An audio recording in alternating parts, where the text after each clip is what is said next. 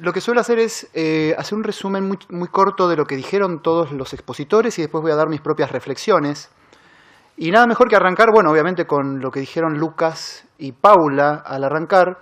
Dijeron, nuestra intención es que no solo se debatan ideas, sino que además se comprometan a realizarlas.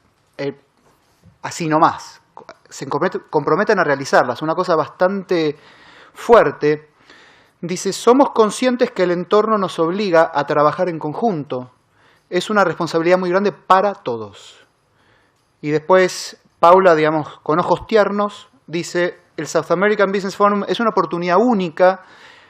Vean a cada uno lo que está a su alrededor como una oportunidad de aprender. Y para cerrar, dice, depende de ustedes. Es como una especie de desafío, realmente, para todos los que ustedes están presentes aquí, lo que puedan aprender y llevar desde aquí.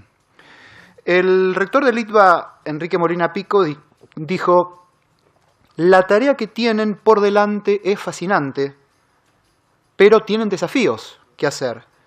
Primero, se refirió a la pérdida de la dimensión humana, que hoy es tratada de manera abstracta y anónima. También habló de pérdida de valores, incluyendo gobiernos, empresas e instituciones. Es decir, una pérdida de valores que afecta a todos.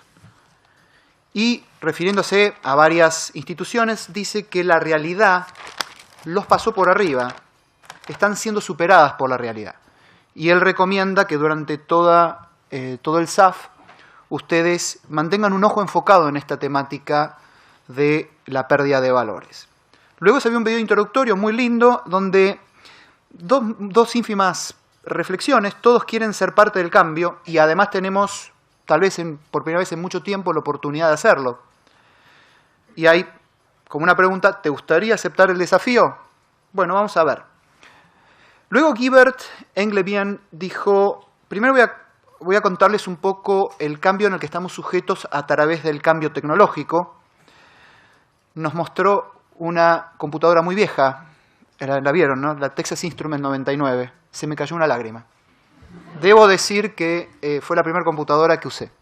Eso habla de mi edad, 2, 3 años más que ustedes, pero realmente se me cayó una lágrima, era una maravilla de computadora. Y luego mostró el robot, digamos, ese robot con componentes, digamos, libres que armaron en su laboratorio. Y él habló muchas veces de la palabra la tecnología se ha democratizado y que la democratización también de la tecnología ayuda a democratizar otras cuestiones. Un tema que se ha repetido mucho en el día de hoy. Comentó, por ejemplo, que en el caso de la banca, o sea, de los bancos, empieza a haber competidores que desarrollan aplicaciones que compiten con todo lo que desarrolla el banco. En lugar de hacerlo todo in-house, lo empiezan a hacer separadamente. Luego se refirió al cambio de la economía industrial por la del conocimiento.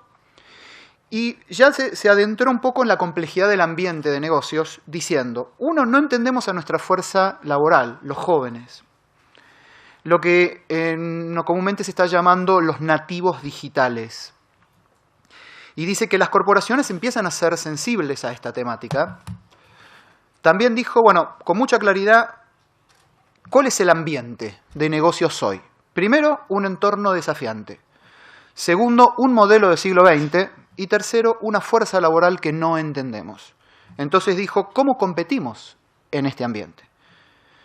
Y ya, digamos, con un dejo ya de bien consistente, dijo, Facebook y YouTube han podido hacerlo porque han facilitado un diálogo. Algo que yo voy a tocar después un minutito. Y refiriéndose a Globan, dijo, el modelo de motivación que nosotros tenemos es autonomía, propósito y excelencia. Y como para recordar sus éxitos y fracasos, etc., hicieron una reflexión muy linda que es, ¿qué fue lo que nos trajo hasta aquí? Y eso lo volcaron en lo que llaman el Globan Manifesto, que es como una manera de todos los valores que los han acompañado. Y, bueno, básicamente que es fundamental en su criterio incluir mecanismos de reconocimiento social, además de los económicos. Y finalizó con una pequeña, digamos, reflexión sobre una diferencia entre por qué uno vive versus qué me da la subsistencia, como dos conceptos, ¿no es cierto?, separados. El economista Guy Sorman refiriéndose un poco qué se necesita para que un país se desarrolle. Él partió la pregunta si la economía es una ciencia. Y él dijo, es científica desde el punto de vista que los economistas reconocen que hay mucho que no conocen. Y que no es una ciencia perfecta, pero que la economía o el economista tiene la actitud de actuar científicamente. También dijo que hemos aprendido que una política económica equivocada puede hacer daño y producir muerte hasta a millones de personas. Y sí hay cosas que sabemos. Lo primero que coincidieron, una especie de chiste, pero también cierto, es la suerte. No sé si lo recuerdan, dijo que la economía no puede hacer nada para aquellos que ya nacieron con suerte, que nacieron en buenos lugares, etc. Pero sí puede hacer mucho por aquellos que no. Se refirió a la importancia de los recursos naturales, pero en particular cómo los administramos, y dio un ejemplo contundente, el caso de la Argentina, que entre el 2001 y 2002 tuvo una crisis enorme y que surgió en menos de 8 años, resurgió con una economía muchísimo más pujante por justamente los precios de la soja. Después, ¿cómo se sigue una buena política económica? Entonces dijo, primero les digo lo que no funciona, todo lo que es centralizado. Todo lo que es centralizado cuando el gobierno quiere controlar la actividad económica. Ahí siempre se equivocan. Es mejor los mercados libres, en general. Eso lo ha demostrado toda la experiencia prácticamente en todas las regiones. Otra cuestión es la estabilidad de la moneda, porque aprendimos que la inflación es mala, porque genera especulación y es un impuesto a la pobreza. Otro tema que es clave y que él lo dice como posiblemente el más importante es lo que se llama, le dijo, rule of law, que sería algo así como tener instituciones que sean independientes del gobierno para que mantengan la independencia. Por ejemplo, el Banco Central reforzó el concepto de que el contrato comercial debe ser respetado y para eso necesitamos una justicia independiente.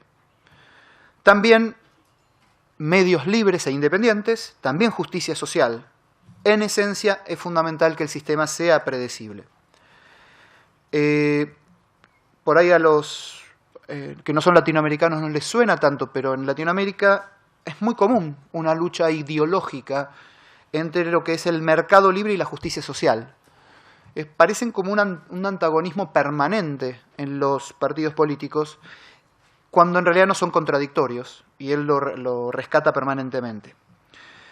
Para hacer capitalismo amigable también se necesita algún tipo de redistribución, y refiriéndose al emprendedor y qué cosa tiene el capitalismo, dijo algo que es la primera vez que lo escucho y me sorprendió. El capitalismo está basado en autoengañarse, con ser exitoso. Yo creo que voy a ser exitoso, creo que voy a ser exitoso, creo que voy a ser exitoso, por eso hay tantos emprendedores. La colaboración regional es vital para la economía, ya que cada país tiene sus propios activos, sus propias ventajas que otros países no tienen. Si sabemos aprovecharla e integrarla, posiblemente logramos, digamos, un mayor crecimiento económico. Pero las regulaciones y el incumplimiento de contratos frenan eso. Y refiriéndose a la Comunidad Europea, dijo que a pesar de todos los problemas que tiene hoy, va a ser exitosa en su criterio, y ya ha sido exitosa, porque buscó tiempo atrás transformar potenciales guerras en paz a través del comercio. Y que lo que surgió de la debilidad de la Unión Europea vino principalmente por tener instituciones débiles, y que como consecuencia esta crisis las va a fortalecer. ¿Me siguen? ¿Hasta acá? Vamos bien. Buenísimo. Juan Carlos de Pablo. Yo pensaba, el economista argentino, yo siendo argentino y disfruté profundamente la charla, me dudaba los pobres chicos que traducen, cómo habrán traducido esa velocidad de palabras y chistes que son realmente muy argentinos, pero creo que fue sencillamente fantástico. Dice que, bueno, que en general en todos los países, ¿cuánto le cree la población a cada anuncio del gobierno? Y hablaba de lo que un famoso economista, Guillermo Calvo, creó el concepto de las reformas increíbles, que dice que cuando se espera que haya reformas, pero que sean transitorias, en realidad todo empeora, porque hay especulación. Y que él recomendaría prestar atención a los procesos decisorios, a lo ejecutivo. Que cuando hablamos de globalización, que cuando hablamos de países, lo importante es el ser humano, porque en el centro de todo hay que poner los seres humanos. No hay globalización de países, hay globalización de seres humanos. Y también, refiriéndose con distintos ejemplos, el tema del progreso. Lo que se llama destrucción creativa es un concepto de Schumpeter que dijo, el progreso también destruye. Y eso es algo que tenemos que estar preparados. Que el futuro es irremediablemente incierto y que la fuente de incertidumbre es doble. ¿Qué hacemos dado que no sabemos qué va a pasar? Y dándole unos consejos ya en la etapa final de la charla, les dijo, primero, vivir con plenitud y estar muy abierto. Segundo, la vida es una fiesta y toda fiesta también tiene momentos complicados. Y parte de la gracia justamente es no saber qué va a pasar. Y que la misma realidad se ve distinta según donde uno esté parado. Fue un tema muy interesante porque el siguiente expositor, Jerry Galbulsky, sobre cómo cambiar el mundo y ser feliz, arranca justamente con eso. Dice, algunos sueñan con cambiar el mundo, otros sueñan con hacerse millonarios y otros con ser felices. Entonces la idea que se le ocurre es, ¿por qué no podemos ser todo? Fue lo que él intentó hacer. Contó su historia como científico, que no lo llenó, que consultoría, nada más y nada menos que en Boston Consulting Group, es una empresa sumamente importante, que tampoco. Fue genial cuando dice, bueno, quise ser, ¿cómo se dice? Un comediante y fracasé rotundamente. Como conclusión, hacer algo en lo que uno es bueno. ¿Y qué hizo entonces? Dos cosas que hoy existen y que son exitosas. TED, que permite ver el largo plazo y conversar sobre los temas que hay que conversar, tema que después Rick mostró algunos videos, y Oblogo, para ayudar a la gente a reír. Y son cuestiones también de largo plazo. Y dice, ¿cómo cambiar el mundo y ser feliz? Y él lo centra en el emprendedor. Por ahí algunos de ustedes van a ser emprendedores. Yo después comparto mi experiencia de emprendedor. Pero, como emprendedor, y dice, ¿qué significa ser emprendedor de una manera distinta? Y entonces ahí comentó, hizo dos ejemplos bien claros, diferentes. Cómo es una reunión de directorio hoy en día en una gran corporación y cómo sería una reunión de directorio con un emprendedor que sea diferente. Y después, para terminar, dijo, ¿qué les gustaría hacer antes de los 30 años? El hashtag, ¿no? Y debo confesar algo, yo los escuché atentamente y me sorprendió algo. Hubo varios que dijeron cosas que les gustaría que pasara, no que harían. Si ustedes, aquellos que hablaron, lo recuerdan, les gustaría cosas que pasaran. Me gustaría que hubiera menos pobreza. Eso no es que harían antes de los 30 años. Es un tema que voy a volver a tocar. Rick realmente nos sorprendió una magnífica presentación y dijo, yo trabajo con el principio que las ideas profundas son siempre simples. Pero simples no de simple, de tonta, simples de que realmente tienen elegancia. Y dice, bueno, entonces, ¿qué significa tener inteligencia colectiva? ¿Qué significa estar interconectado? Entonces dijo, bueno, para darles un ejemplo, y como le gusta que las cosas sean divertidas, dio el ejemplo de Playing for Change, ese hermoso video que mostró, que es un muy buen ejemplo de lo que significa estar interconectados. Luego, refiriéndose ya más a la historia económica y en particular a la industria de retail, dice, históricamente la información era mantenida por el proveedor, o sea, había una simetría en la información, el que tenía la información era el que producía, y sin embargo hoy está dado vuelta, hoy la información está en ustedes, o sea, ustedes tienen el poder de administrar esa información, habiendo entonces migrado gran parte del poder al consumidor. Entonces dice que justamente esa inteligencia colectiva que prepara ese tema de precios y además mayor transparencia, da mejor calidad en general en el servicio y en los productos y menores precios.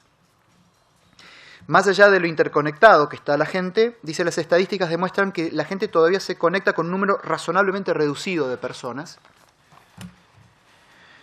Y que la interconexión que ustedes viven diariamente produce el efecto que se llama conexión con el aislamiento. Y eso es básicamente la ilusión de tener compañía sin las demandas de la amistad. El tener que verse, el tener que compartir, el tener que escuchar a un amigo que esté enojado o una amiga que está llorando. Dice, inclusive, que la actitud muchas veces se ha transformado en que estar solo es un problema, cuando en realidad la soledad crea autorreflexión. Y esa especie de autorreflexión, ese proceso de soledad, de estar un tiempo con uno mismo, se ha perdido. Si entendí bien, el abuelo de Rick le dijo, sé abierto, escucha y busca momentos para estar contigo mismo. Y me parece que es una reflexión absolutamente valiosa para ustedes.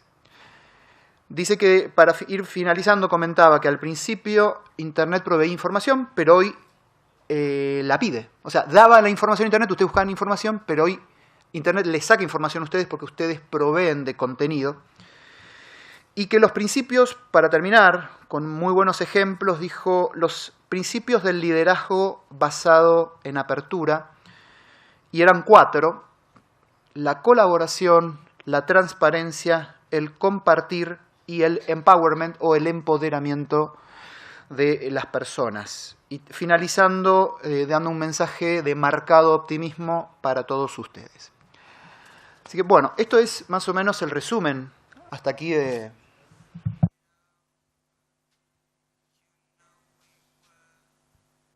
¿Podemos poner mi...? Ahí está. Hola, ahí está. ¿Me escuchan bien desde aquí? Bien. Voy a usar poquitos minutos porque prefiero realmente hacerlo más interactivo y que ustedes hagan preguntas. Voy a usar muy pocos minutos para darles algunas reflexiones personales sobre las conclusiones. Y primero les digo que yo, soy emprendedor en muchas de las cosas que ustedes quisieron hacer, dijeron que les gustaría que pasara.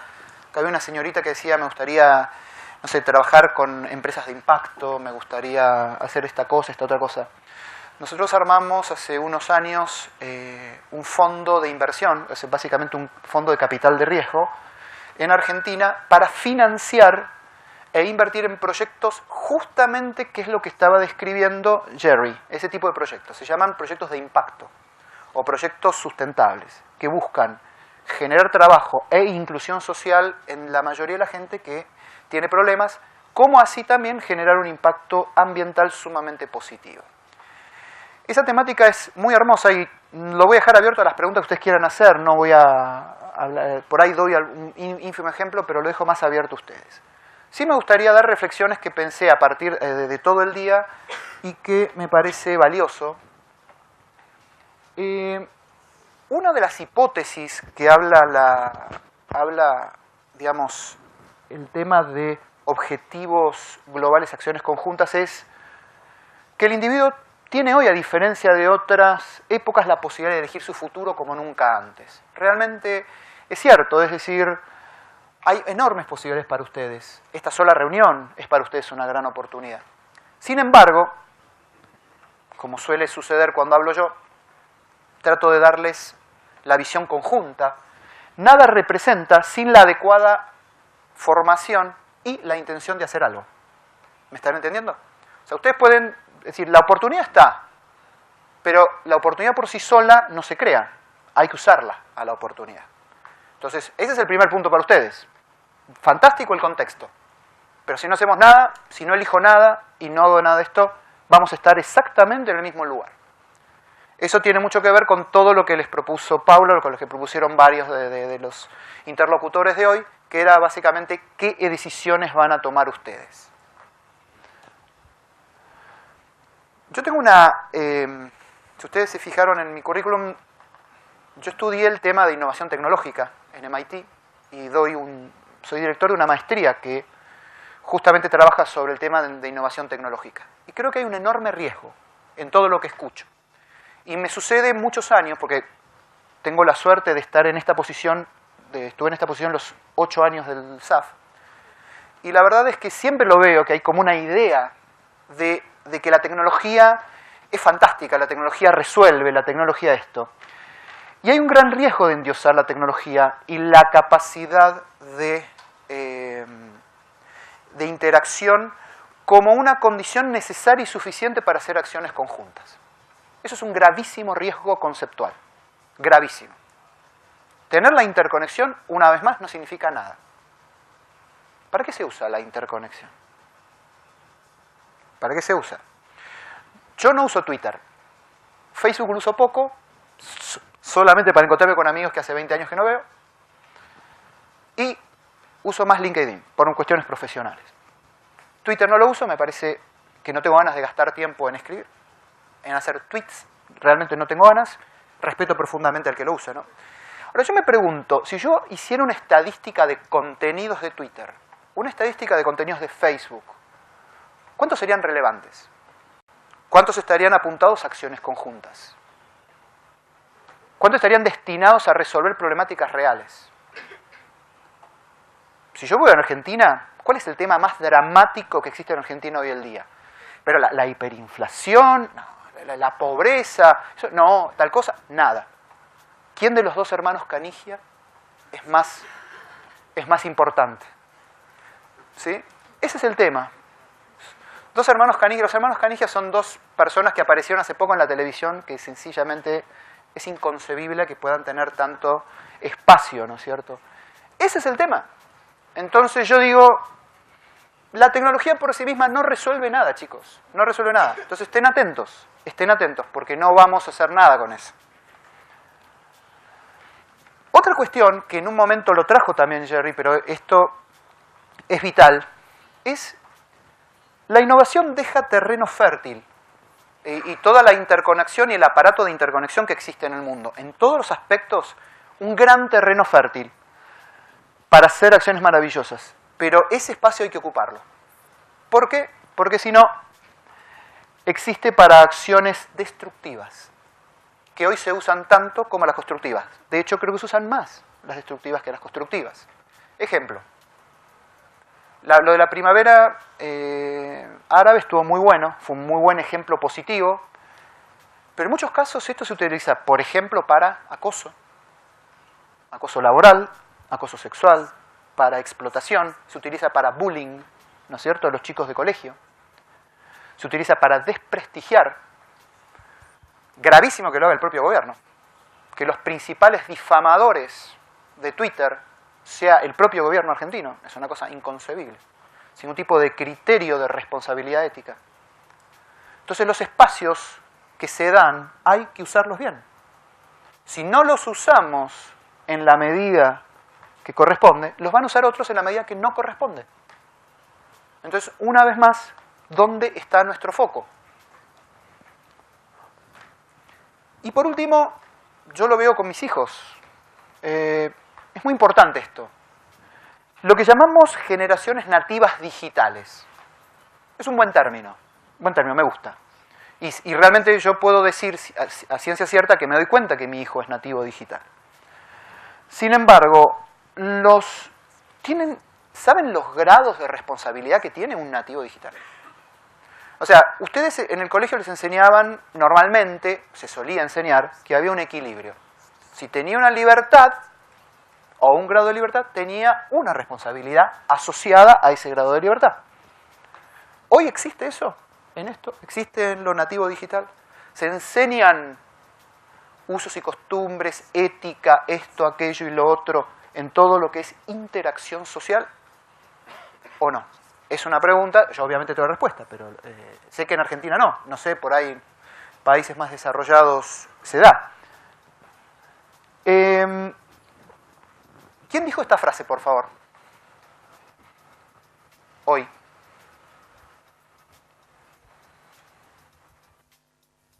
Ibert dijo, Facebook y YouTube han encontrado la manera de competir con este entorno desafiante porque han facilitado un diálogo.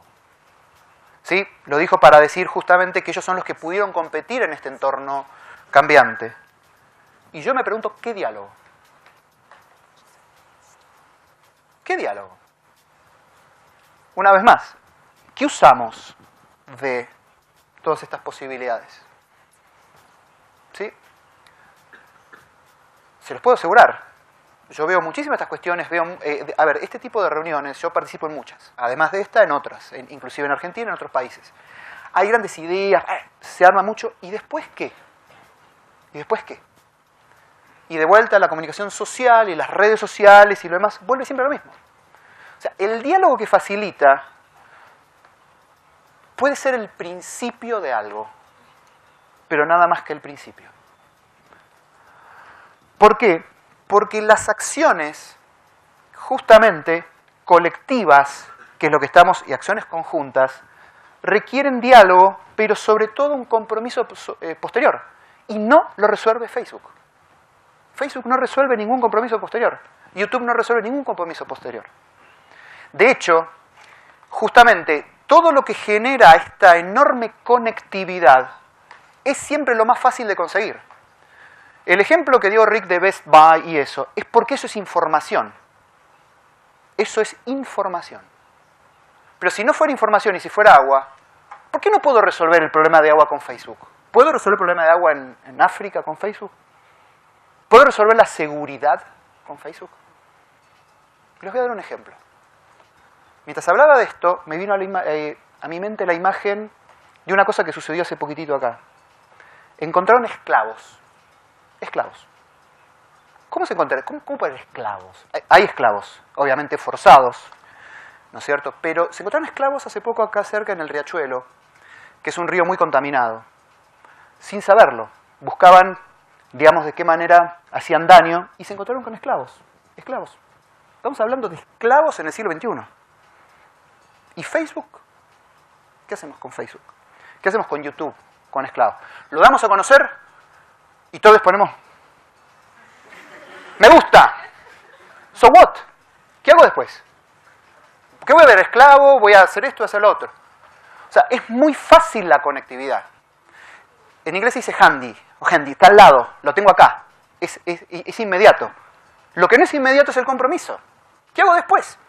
¿Cómo remo para hacer algo útil? ¿Dónde me meto? Y ahí ya no tanto. Ahí, me mandaron de la empresa a tal lugar. Es interesante también, porque en un momento habló de Google, fue Jerry que habló de Google y habló de una empresa petrolera. ¿Vieron? ¿Se acuerdan que habló? Empresa petrolera Alaska, cuyo objetivo es obtener petróleo, etcétera, etcétera. Es interesante porque hay una cosa que se olvidó de mencionar, que lo traigo yo, es que Google, para funcionar, requiere de una energía eléctrica que genera usinas que utilizan el petróleo de esa empresa que sacó en Alaska. ¿No es cierto? Entonces, ¿de qué estamos hablando? Tenemos que ser coherentes. O sea, ni todo es una cosa ni todo es otra cosa. La lógica, el desafío es cómo lo integramos. Integrémoslo. No es tan fácil darse cuenta que esto no funciona, y reclamar y declamar en Internet, en Twitter, en esto y lo otro. El tema es qué hacemos después, con nosotros mismos.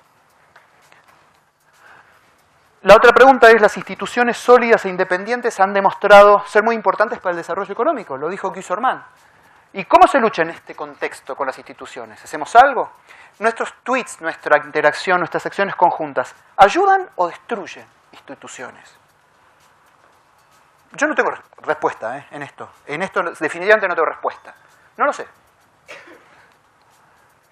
Otra cuestión es que lo nuevo enmascara lo viejo.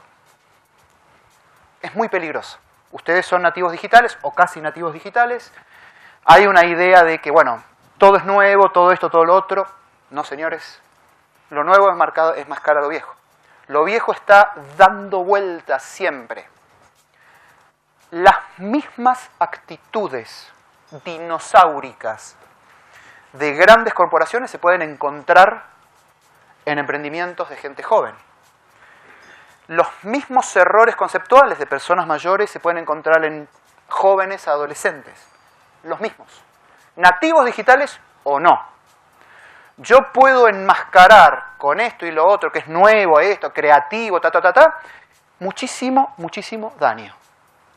Una de las cuestiones, por ejemplo, que corresponde a grandes corporaciones, y que estoy de acuerdo con Jerry en todo, es la RSE, o sea, la responsabilidad social empresaria.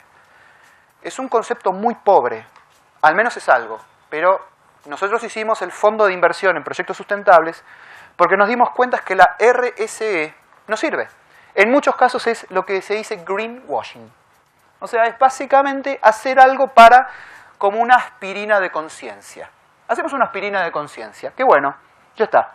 Entonces, bueno, contamino, hago esto, como decía Apple, contrato gente, no, creo que en la India o en China, que explotaban, hacía tal otra cosa, pero después le doy arroz a los pobres. ¿No es cierto? Yo no quiero arroz para los pobres. Yo quiero que respetes la ley. Yo quiero que des trabajo digno. Quiero que seas inclusivo. ¿No es cierto? Hay una linda historia de que La Puna queda en el noroeste de Argentina.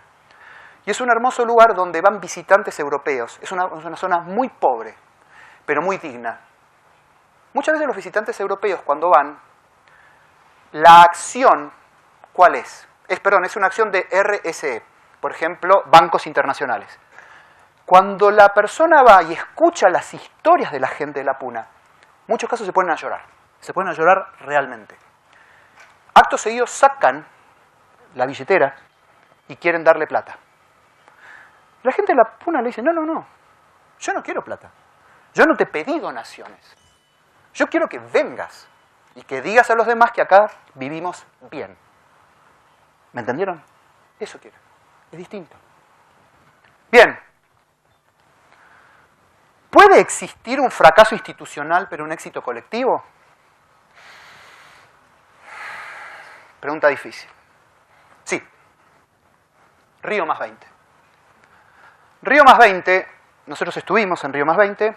Yo estuve no estuve físicamente, fueron todos mis socios a distintas cosas. Participaron en un montón de temas. Pero el Río +20 es uno de los mayores fracasos de políticas públicas, digamos, lo que llamaríamos esto. Perdón. Hice lío, ¿no? Perdónenme. Río +20. Eso, quería señalar ahí. Objetivos globales y acciones conjuntas. No, desde el punto de vista de los países, no sirvió para nada. Los países, los gobiernos como instituciones fracasaron rotundamente. ¿Pero por qué fracasaron rotundamente? Porque no tuvieron ningún interés de comprometerse absolutamente a nada. ¿Pero por qué fue un éxito en algún aspecto? Más o menos fue un éxito porque justamente las instituciones no representaron, y es como si los gobiernos hubieran dicho, gente, encárguense ustedes. Ustedes encárguense, no nosotros, ustedes. E individualmente y colectivamente hubo muchísima conexión. Empresas que fueron a decir, quiero adaptarme al modelo sustentable, no tengo idea qué hacer, enséñenme. Quiero saber cómo hacerlo. Emprendedores sociales, que yo financiamos a través de nuestro fondo a un montón, y los conozco de memoria.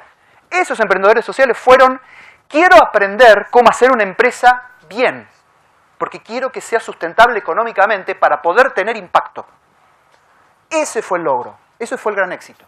No fue institucional, no fue gubernamental. Gubernamentalmente fue un papelón. Eso es lo que fue. En definitiva, no hay tecnología o institución que reemplace a la conciencia humana. Eso acá. Es una cuestión de conciencia, no es una cuestión de tecnología, no es una cuestión de innovación, no es una cuestión de institución. Es lo que nosotros somos. No hay santo grial, lamentablemente, es una mala noticia. No hay recetas, también es una mala noticia. Hay ideas, sí, pero recetas no hay. Y bueno, y con los demás hacer acciones, hay que comprometerse con uno. Y con los demás hacer las acciones. Hacerlas en serio. No en ideas, hacerlas en serio. El fracaso siempre está asegurado. Uno puede fracasar, pero el fracaso no existe cuando la intención es positiva, si uno capitaliza el error. La cuestión es comprometerse a hacerlo realmente. Por último, como dijimos, optimismo.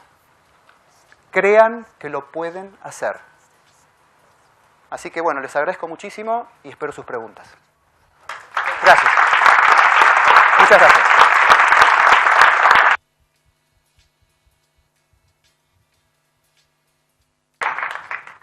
Son muy amables.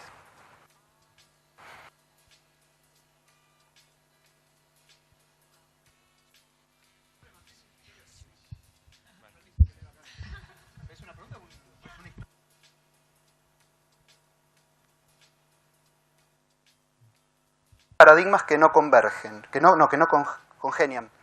Perdón, pues no es mi letra. Dice, el sistema educativo, generación del siglo XX y fuerza laboral del XXI.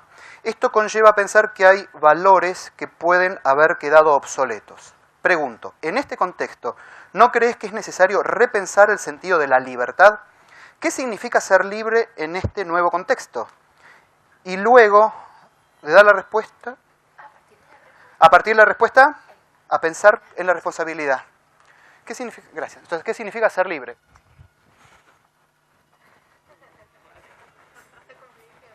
Estoy en el horno.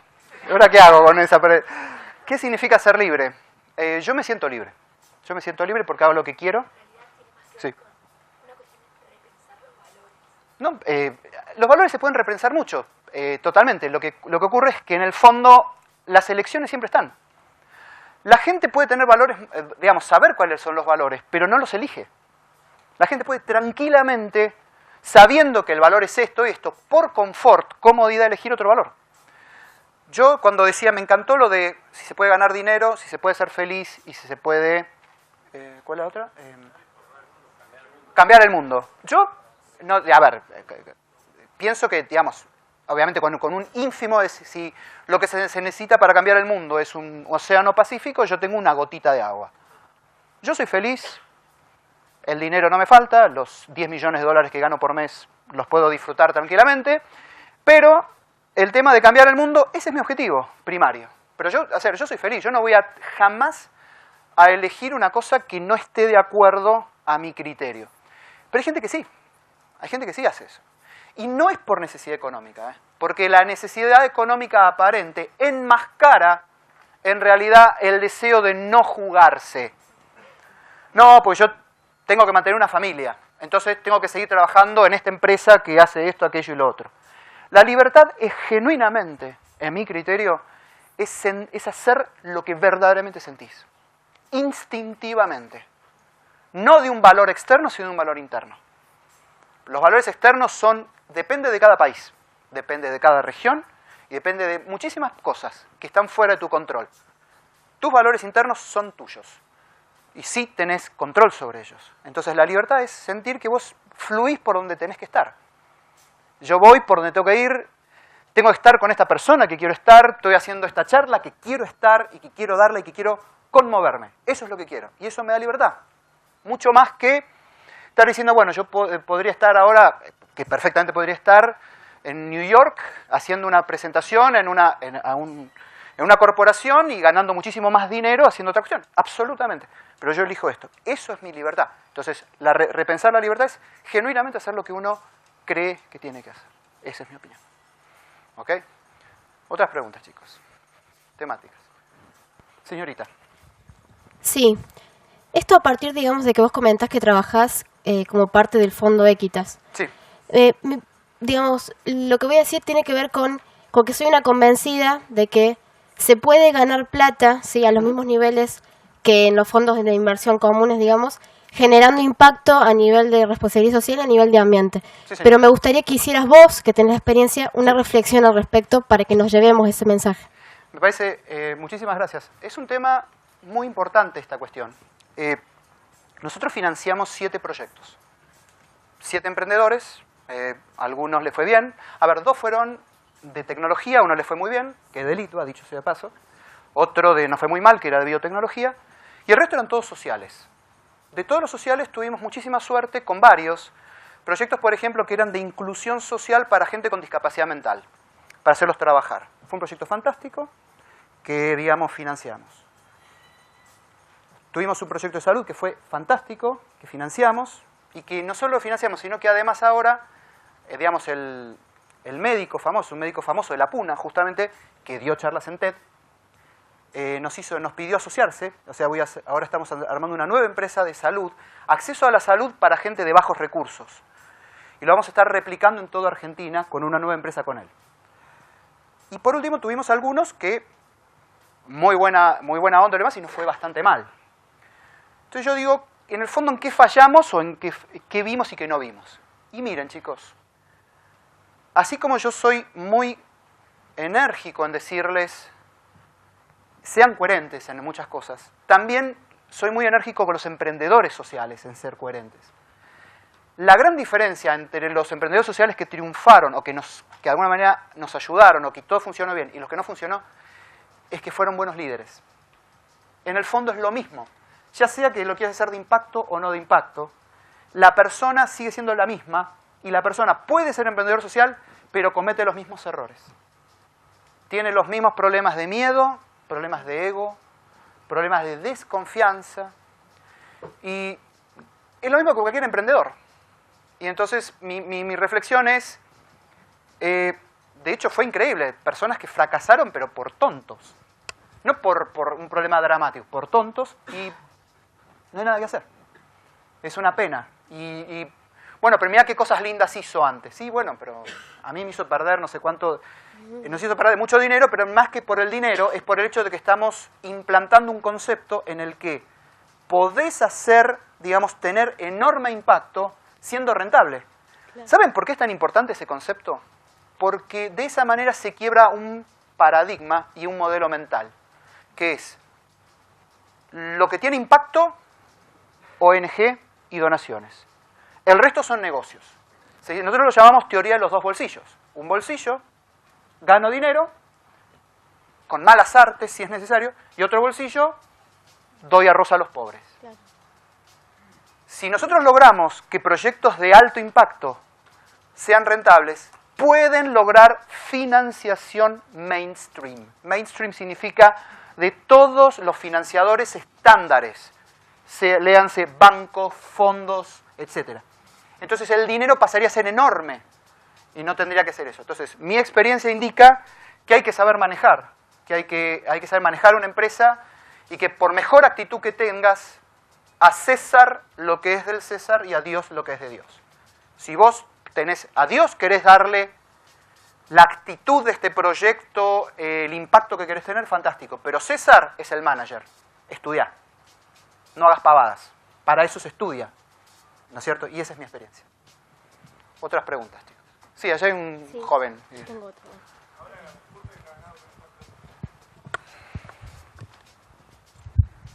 Gracias. Encadenado con esta pregunta, ¿qué tipo de acción sugerís a nosotros que estamos en la facultad o terminando para continuar, para formarnos, para hacer así proyectos de impacto con rentabilidad? O sea, ¿qué tipo de carrera? Vos creo que trabajaste en McKinsey, dijiste. Sí.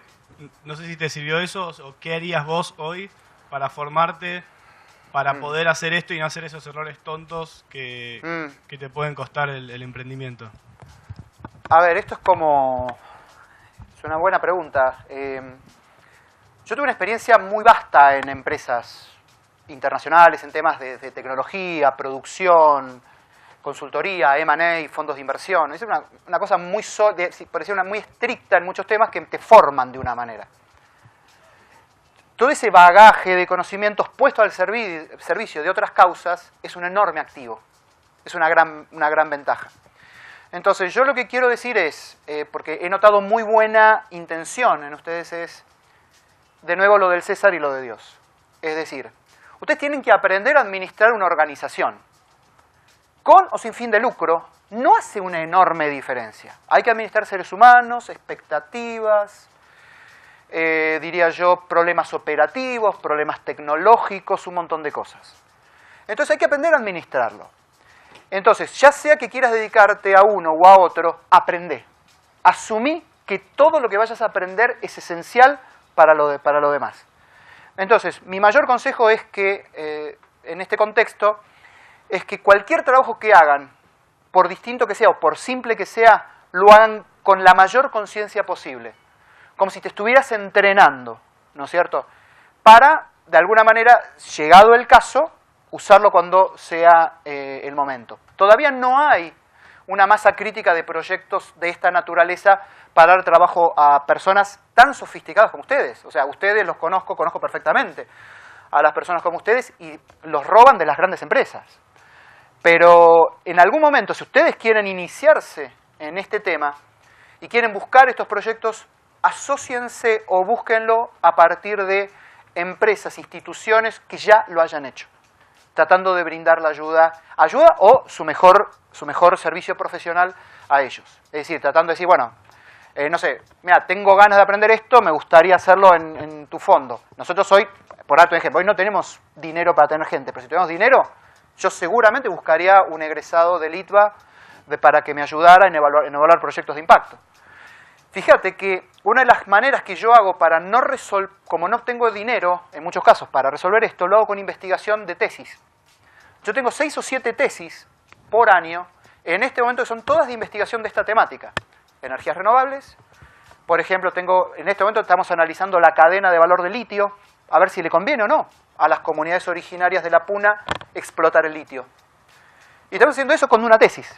Yo lo tutoreo y el muchacho, digamos, que son más grandes que ustedes, reman en la investigación. Y de esa manera vamos aprendiendo. Si yo tuviera dinero, como tienen muchas otras instituciones, para hacer esto, contrataría a la gente y diría, ayúdame a investigar, hacemos esto, evaluemos tal proyecto. No sé si te puede contestar. ¿Cuál es? Sí. Sí, señor. ¿Qué tipo de carreras preferís para después? A ver. Primero, yo lo primero que sugiero, y es independiente de esto, lo que voy a decir es, no salten inmediatamente a hacer una maestría o algo por el estilo, porque ustedes necesitan experiencia. Lo importante es que tengas una experiencia relevante. O sea, en cosas que valgan la pena. Y después que sí estudies, por ejemplo, ahí dependerá, pero normalmente personas para formar líderes, para personas que puedan administrar esto, tienen que ser cosas más globales, de negocios, de organización, etc.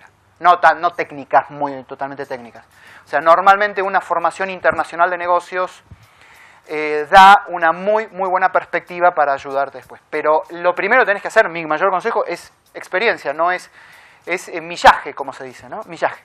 Tener millaje, a trabajar, aprende y después la maestría. Ya después, y otra cosa, respecto a trabajar, alternen. ¿Saben lo que es anquilosar? Perdón la traducción, no sé si lo pueden traducir, anquilosar. Si se portan mal les explico lo que es anquilosar. Anquilosar es como quedar estancado, quedo estancado en algo. Entonces yo me quedo siempre en la misma empresa, en la misma temática, invento. Siempre estoy en ventas de cajas de zapato, venta de autos usados, venta de autos usados. Hay un punto donde me queda como una gran, digamos, como que mi seguridad profesional está asociada a la venta de autos usados. ¿Me expliqué? Entonces ustedes no tienen que, digamos, bueno, hice 2 años de venta de autos usados, después migré a marketing de Coca-Cola, después hice tecnología para tal otra empresa. Entonces uno va como sintiendo muchos olores, muchos sabores, se va exponiendo a los negocios y a las industrias y a los temas. Yo diría eso es un consejo totalmente profesional que va más allá de la buena intencionalidad de la sustentabilidad, realmente. Creo que eso es un tema muy importante. Creo que en mi vida marcó una gran diferencia. Muchas gracias, Diego. Vamos a hacer la última pregunta. Piénsenla bien. Allá, Diego. Puedes preguntar, señorita, después con vos después hablamos, si querés te escucho. Pero allá la señorita tiene cara de... ¿Ella? Tiene una gran cuestión, no, la de esa, que tiene una big question, me dijo. I have a small answer for that. Decime. Okay. So you said that Rio Plus 20 was a failure at the level of governments because they could not commit. So what do you think about the governments being formed of us as the people of the country? Because in the end, those who are in the government are the people of the country. Do you think that there is hope for governments to one day be working for non-profitable ends? And what would be the challenges? And do you think that sustainable development can be achieved through the government, or it's not impossible? ¿De qué país sos? Sorry? What country are you from? I'm from Lebanon. Respecto a la primera parte de la pregunta, es muy interesante lo que pasó con la presidenta de Brasil. Ustedes saben que Brasil tiene una posición profundamente relevante en Latinoamérica de hoy, y además una posición económica geopolíticamente muy importante en el mundo.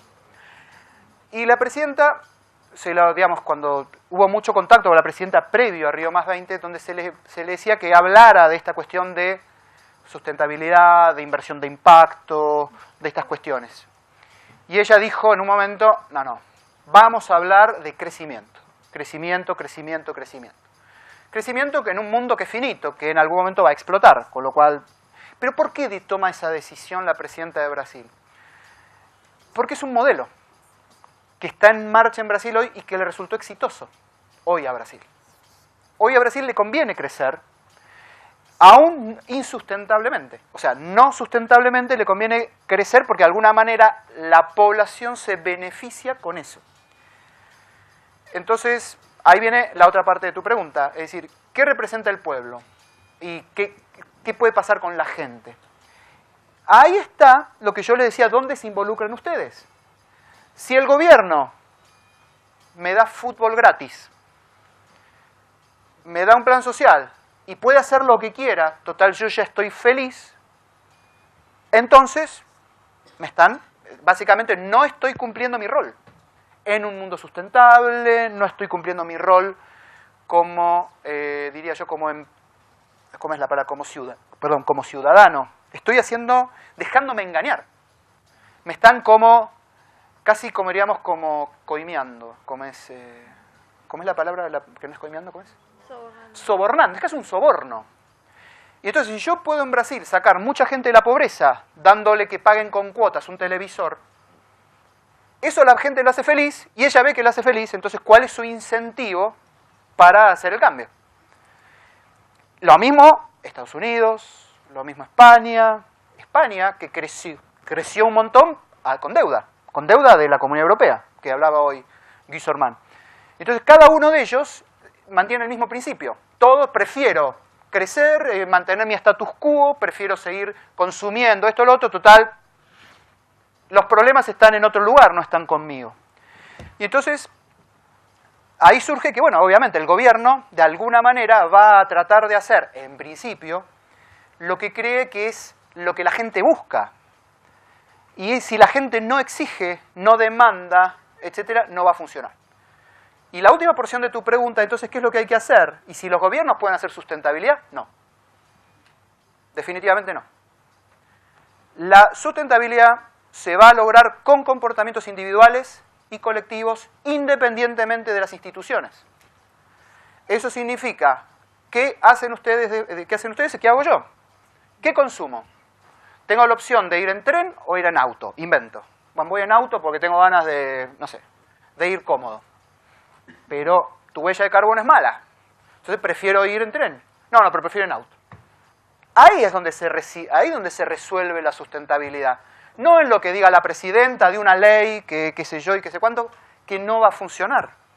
Cuando realmente la gente se pone de acuerdo en criterios de conducta para poder resolver problemáticas, todas las leyes, todas las decisiones gubernamentales van a acompañar tarde o temprano eso. Pero primero hay que ponerse de acuerdo. Y uno tiene que hacerlo uno. Entonces, ¿para qué le voy a decir? Yo no voy a pedirle nada al gobierno, nada a ustedes, nada a Rick, nada a nadie, que yo no vaya a estar dispuesto a hacer. Es lo que debería suceder. Entonces, no voy a esperar a que el gobierno me diga, esto no hay que hacerlo más porque es mucha electricidad o lo que fuera, si yo no voy a esperar a eso, lo voy a hacer yo directamente. Yo lo hago, después lo haces vos, lo hace él, ella, acá, en este país, en el otro país, masa crítica. Ahí, señoras y señores, es lo que hablábamos, acciones conjuntas. Es ahí donde se da. El fracaso de las instituciones no implica el fracaso de ustedes y es ahí donde deben trabajar. Ojalá lo puedan lograr. Sí. Gracias. Muchas gracias.